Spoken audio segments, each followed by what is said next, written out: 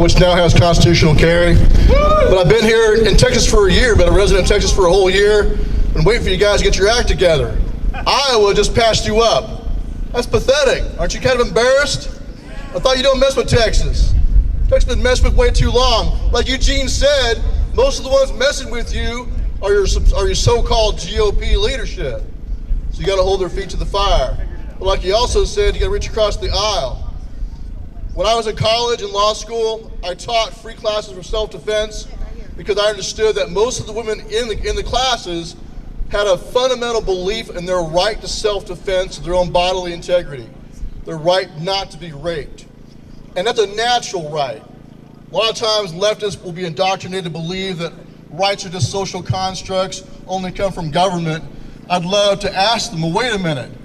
Does a woman have a right not to be raped because the law says so, or because it's naturally her right and it's naturally wrong to do that?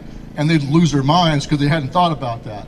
So I think the best way to approach it is to go, if you're a martial arts instructor or a retired police officer, go teach free classes at the university, go teach free classes at the law school in your communities. Just teach people how to defend themselves. Don't make it about guns, make it about their natural right of self-defense. And pretty quick they figure out the best way to do that is to use a tool. We got thumbs for a reason.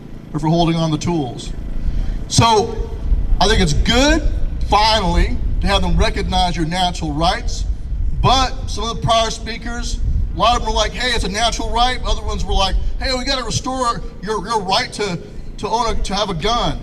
It's always been your right. It's your right now to carry. Right now you have a right to do so. It's about the law respecting that natural right. Let's make sure our language is clean, make sure we stay on point. So hopefully tomorrow you'll get what Maine has, for crying out loud. God bless.